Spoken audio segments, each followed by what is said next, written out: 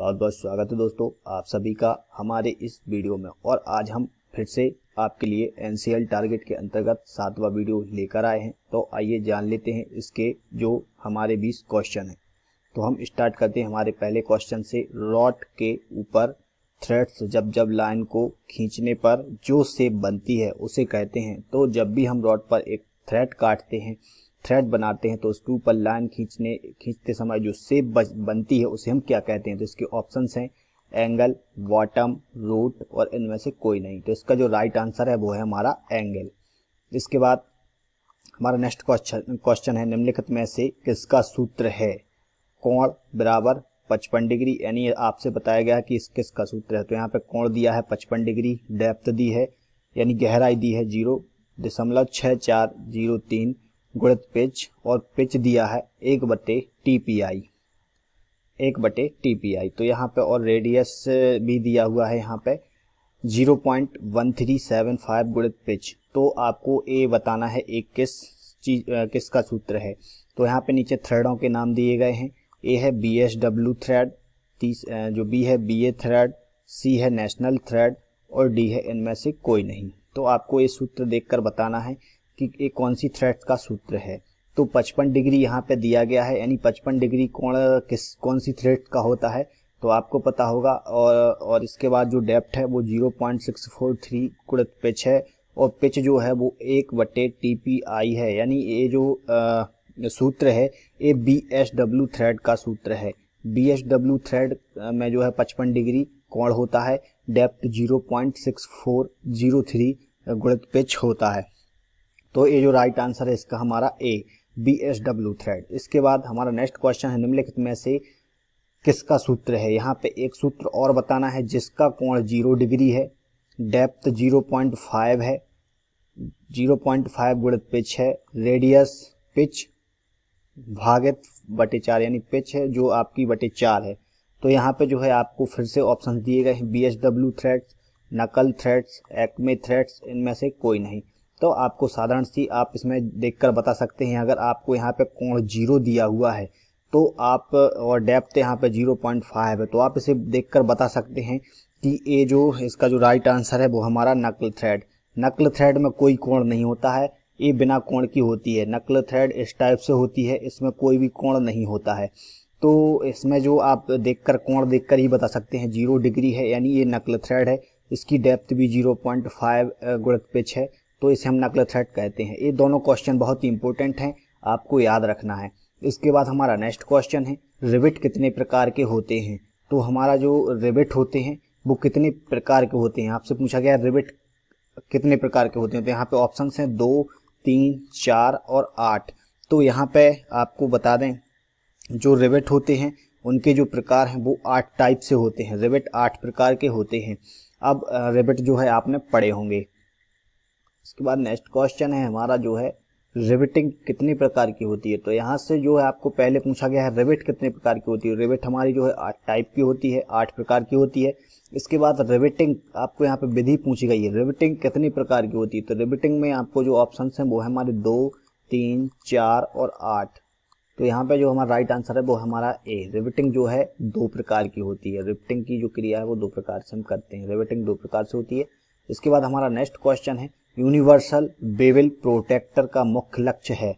तो universal bevel protector होता है, उसका मुख्य लक्ष्य है। ऑप्शन है इसका लीस्ट काउंट 5 मिनट होता है, बी है इसकी लाइन एडजस्टमेंट की जा सकती है, सी है इसके साथ हाइट गेज एडजस्टमेंट किया जा सकता है, उपयुक्त सभी। तो जो यूनिवर्सल बेवल प्रोटेक्टर है इसके जो है तीनों आंसर सही हैं। इसका जो लीस्ट काउंट है वो 5 मिनट होता है, यानी 5 मिनट की परिशुद्धता 5 मिनट होता है। इसके बाद इसका जो लाइन एडजस्टमेंट किया जा सकता है और इसे हाइट गेज के साथ अटैस्ट किया जा सकता है। तो इसके जो राइट आंसर है वो हमारा उपयुक्त सभी। इसके बाद हमारा नेक्स्ट क्वेश्चन है होल की मूलभूत विचलन या एक पार्ट की अंदरूनी डायमेंशन को खालिस्तान में व्यक्त किया जाता है। तो होल एवं टॉलरेंस का जो सब्जेक्ट है वहाँ पे आपने देखा होगा होल की मूलभूत विचलन या एक पार्ट्स की अंदरूनी डायमेंशन को यहाँ पे ऑप्शंस दिए गए हैं जो है IT01, IT0, IT1 यहाँ पे आपको डैश डैश है यानी IT2 IT3 IT16 तक यहाँ पे हम पहुँचते हैं। इसके बाद यहाँ पे जो है ABC से हम ZC तक जाते हैं। यहाँ पे प्लस माइनस और A small b small c से ZC तक जाते हैं। तो इसका जो राइट आंसर है उसे हम जो है ABC से ZC तक रखते हैं। तो इसका जो राइट आंसर है वो हमारा B, ABC से हम जो है ZC तक जाते हैं। इसके बाद हमारा नेक्स्ट क्वेश्चन है, फाइन स्क्रू थ्रेड की फर्म और फ्लैट एज को खालिस्तान का प्रयोग करके चेक किया जाता है। तो फाइन स्क्रू थ्रेड होती है, उसकी थ्रेड होती है, उसे फर्म और फ्लैट एंगल को खालिस्तान प्रयोग करके हम चेक करते हैं। तो इसके जो ऑप्शंस हैं वो है plug gauge, thread micrometer, optical protractor project और इसके बाद है स्नैप गेज। तो इसका जो राइट आंसर है वो है हमारा यहाँ पे थ्रेड माइक्रोमीटर। थ्रेड माइक्रोमीटर से जो है हम फाइन स्क्रू थ्रेड की फर्म और फ्लैट एंगल को हम चेक करते हैं, या प्रयोग चेक करने के लिए हम इसका प्रयोग करते हैं थ्रेड माइक्रोमीटर का। इसके बाद हमारा नेक्स्ट क्वेश्चन है, जहां पर थ्रेड की दोनों साइड नीचे की ओर आकर मिलती हैं वह कहलाता है। तो जहां पे थ्रेड की दोनों सतह नीचे की ओर आकर मिलती हैं, यानी इस सतह का आपको नाम बताना है कि इसे हम कहते क्या हैं। तो इस सतह को आपको नाम बताना है। इसके ऑप्शन हैं बॉटम, क्रेस्ट, एंगल और रूट। तो इसका जो राइट आंसर है वो है हमारा रूट, इसे हम रूट कहते हैं। मैं आपको कल के वीडियो में भी मैंने आपको बताया था कि जो हमारी थ्रेड होती है इस टाइप से, तो यहाँ पे जो है 3 भाग होते हैं, इसे हम जो है रूट कहते हैं। इसके बाद यहाँ पे जो है आपका क्रेस्ट होता है, यहाँ पे आपका जो है बॉटम होता है, इसे हम बॉटम बोलते हैं। यहाँ पे जो है क्रेस्ट होता है। तो ये 3 हिस्से इसमें होते हैं, तो आपको याद रखना है, ये तीनों बहुत ही इम्पोर्टेंट हैं। आपसे एक किसी भी पे एग्जाम में जाएंगे आप, तो यहाँ पे इसका आपका जो है एक क्वेश्चन आता है, आप इस पूछ लेंगे इसको क्या कहते हैं, नीचे वाले भाग को क्या कहते हैं, बीच वाले भाग को क्या कहते हैं। तो आपको याद रखना है, इसे रूट कहते हैं, इसे क्रेस्ट कहते हैं, इसे बॉटम कहते हैं। इसके बाद हमारा नेक्स्ट क्वेश्चन है, BA थ्रेड की गहराई होती है। तो BA थ्रेड की गहराई आपको याद करनी होगी, कितनी होती है। यहाँ पे आपको ऑप्शंस दिए गए हैं 0.64 पिच, 0.6 पिच, 0.65 पिच और 0.55 पिच। तो यहाँ पे जो इसका राइट आंसर है वो है 0.6 पिच। जो हमारी BA थ्रेड होती है उसकी गहराई 0.6 पिच होती है। तो आपको याद रखना होगा, बहुत इंपॉर्टेंट क्वेश्चन है। इसके बाद हमारा नेक्स्ट क्वेश्चन है, किसी बोर के अंदरूनी व्यास की परिशुद्धता में माप लेने वाला इंस्ट्रूमेंट क्या है। तो किसी बोर यानी किसी बोर है उसकी अंदरूनी व्यास यानी आंतरिक व्यास की जो है परिशुद्धता मापने के लिए हम किसका प्रयोग करते हैं। तो इसके जो ऑप्शंस हैं वो है vernier callipers, dial gauge, plug gauge और इनसाइड माइक्रोमीटर। तो इसका जो राइट साइड है वो है इनसाइड माइक्रोमीटर। नाम से ही आप देख रहे होंगे इनसाइड माइक्रोमीटर, यानी ये आंतरिक जो है व्यास की परिशुद्धता नापने के लिए इसका प्रयोग करते हैं। इसके बाद हमारा नेक्स्ट क्वेश्चन है, गैल्वेनाइजिंग शीट की कोडिंग में प्रयोग होता है। बहुत ही इंपॉर्टेंट क्वेश्चन है, आपको याद रखना है, हर एग्जाम में एक क्वेश्चन पूछा जाता है। गैल्वेनाइजिंग यानी GI शीट की कोडिंग में प्रयोग किया जाता है। तो इसकी जब हम कोडिंग करते हैं तो क्या प्रयोग किया जाता है। इसका जो ऑप्शन है वो है हमारा टिन, लेड, जिंक और एल्यूमिनियम। तो इसका जो राइट आंसर है वो है हमारा जिंक। बहुत ही इंपॉर्टेंट क्वेश्चन है, आपको याद कर लेना है, इसे नोट कर लेना है। ये लगभग हर एग्जाम में पूछा जाता है, गैल्वेनाइजिंग या गैल्वेनाइज्ड शीट की कोटिंग का क्या प्रयोग करते हैं। तो इसका जो राइट आंसर है वो है जिंक। जिंक का हम प्रयोग करते हैं, जिससे जिंक की कोडिंग करते हैं, जिससे कि उसे हम गैल्वेनाइज्ड शीट कहते हैं। इसके बाद हमारा नेक्स्ट क्वेश्चन है, हेक्सा ब्लेड की धातु होती है। तो जो हमारा हेक्सा ब्लेड होता है वो किस धातु की बनी होती है। इसमें आपको ऑप्शंस हैं low alloy steel, cast steel, low carbon steel, इनमें से कोई नहीं। तो इसका जो हमारा राइट आंसर है वो है हमारा लो एलॉय स्टील। जो हमारी हेक्सा ब्लेड की जो थ्रेड होती है वो लो एलॉय स्टील से बनी हुई होती है, ये आपको याद रखना है। इसके बाद हमारा नेक्स्ट क्वेश्चन है, जो है अब सेंटर पंच का पॉइंट एंगल होता है। तो यहाँ पे आपसे पूछा गया जो सेंटर पंच होता है उसका एंगल क्या है। तो यहाँ ऑप्शन है 30, 60, 90 और 120।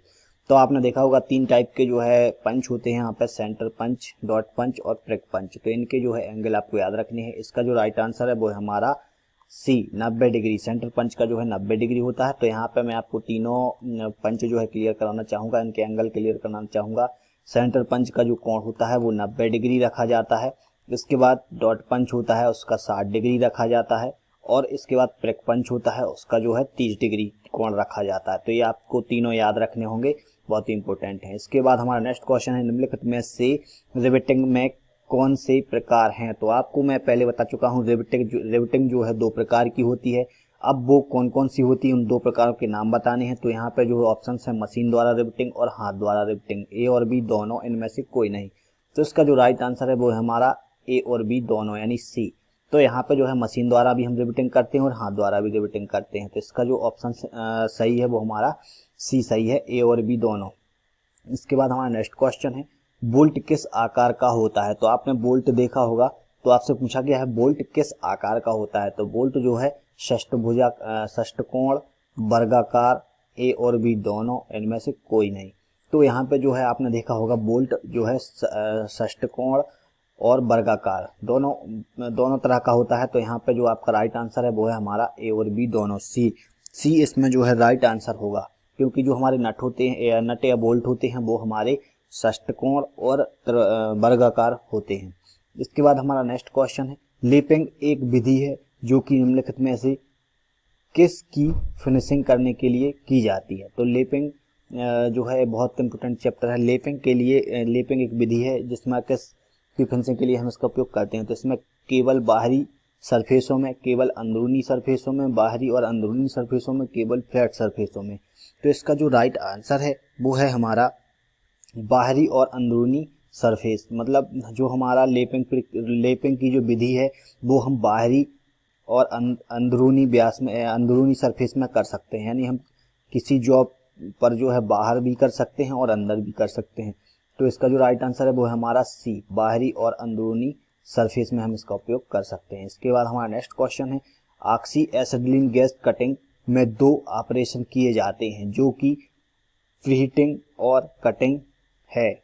कटिंग करने से पहले किस फ्लेम को सेट करना चाहिए। तो यहाँ पे जब हम ऑक्सी एसिटिलीन गैस से जो है कटिंग करते हैं तो इसमें दो ऑपरेशन होते हैं जो कि प्रीहीटिंग और कटिंग है। कटिंग करने से पहले हम किस फ्लेम को सेट करते हैं। तो इसमें जो फ्लेम होती है जिससे आग निकलती है उसे हम सेट करना चाहिए। तो यहाँ पे जो ऑप्शन है वो हमारे neutral flame, oxidising flame, carburising flame और थोड़ा सा कार्बोराइजिंग फ्लेम। तो इसका जो राइट आंसर है वो है हमारा न्यूट्रल फ्लेम, यानी ए, ये इसका जो राइट आंसर है। इसके बाद हमारा नेक्स्ट क्वेश्चन है, सोल्डरिंग के दौरान फ्लेक्स का कार्य होता है। तो हमारा सोल्डरिंग की हम जब क्रिया करते हैं तो उसके दौरान हम कौन से फ्लेक्स का प्रयोग करते हैं या फ्लेक्स का कार्य क्या होता है।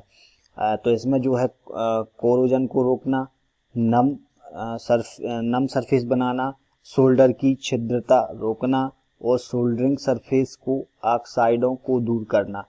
तो आपने देखा होगा जब भी हम सोल्डरिंग करते हैं या टांका लगाते हैं तो वहाँ पे जो हम उसका फ्लक्स लगाते हैं तो फ्लक्स क्या कार्य करता है, उस जगह पर फ्लक्स क्या कार्य करता है।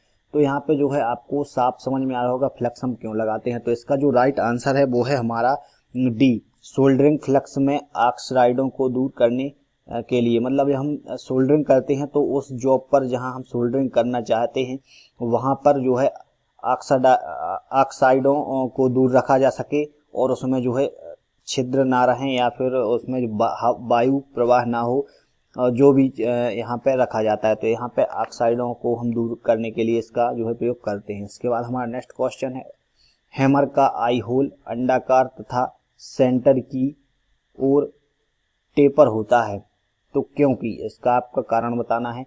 जो हमारा हैमर होता है उसका आई होल क्या होता है, जैसे कि ए हैमर है तो यहाँ पे जो आई होल होता है वो अंडाकार तथा सेंटर की ओर टेपर होता है।